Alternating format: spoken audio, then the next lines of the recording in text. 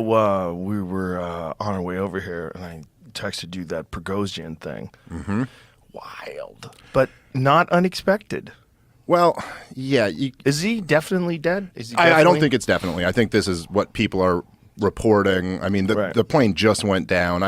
I wouldn't say definitely yet, but I think a lot of us did expect, after he kind of flirted with a mutiny against Vladimir Putin, and then they kind of came to an agreement, and he leaves, you're like, I don't think that guy has very long to live. Yeah. Vladimir Putin doesn't seem to me to be the type of guy you can try to overthrow and then go, my bad, I think we're cool. What do you think that was all about? I don't know. I really don't know. At first, they were spinning it like he was pissed off about the war, but that never really seemed to make sense to me. I think some type of power struggle, and he kind of went for it in a pretty major way, started like destroying equipment and moving his forces toward Moscow, and then they reached some agreement, and they backed off. And now a plane went down, so we'll see. We'll see. Yeah, if I was him, I wouldn't be going anywhere by plane.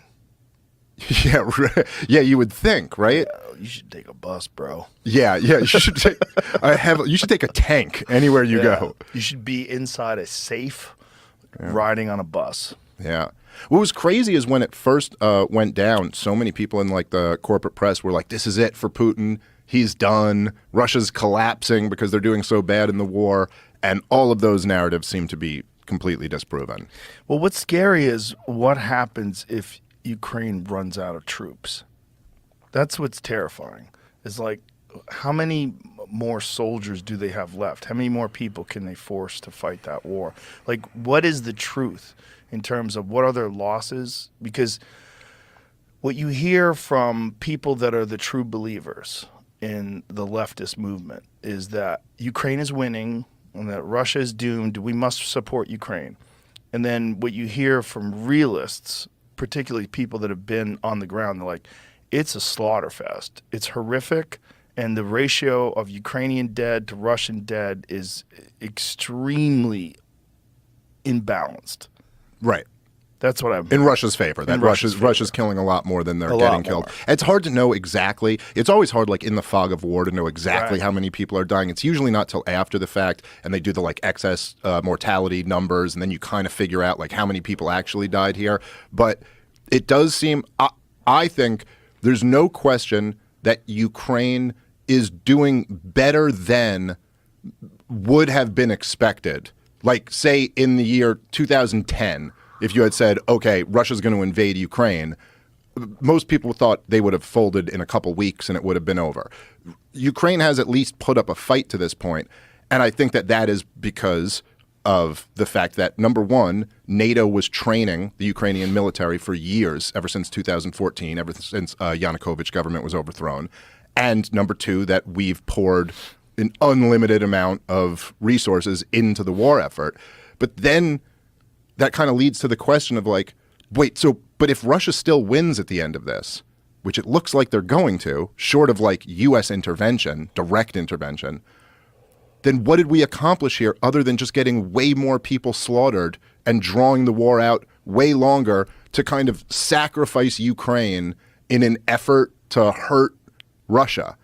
And it's crazy that the same people who support this war support it claiming that they really care about the Ukrainians. But you're like, if you really cared about them, why would your move be to prolong the conflict and let more of them die? It seems so horrible.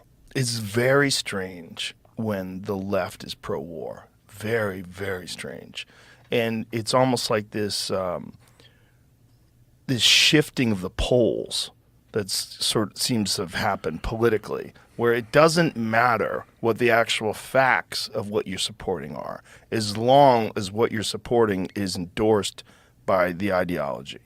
Right. And that ideology is, this leftist ideology is that, you know, we have to have a Ukraine flag in your Twitter bio. You have to support you. And regardless of, and you're not even looking at the like objective data to try to figure out like what happened here.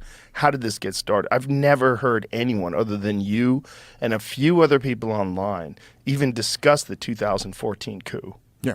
No, it's interesting because the narratives kind of change. And one of the things that's interesting about the Maidan Revolution is that, and like I've played the last couple times we've been here, we played clips of like what people were saying at the time. And at the time, there were several people who were basically admitting what's going on. And they're like, yeah, we're stealing Ukraine away from Russia. Ha, ha, ha. Gideon Rose laughing with Stephen Colbert. Right. There's Senator Chris Murphy. He was one of the guys who was very involved in it. And he went to Ukraine several times during when the revolution was first starting.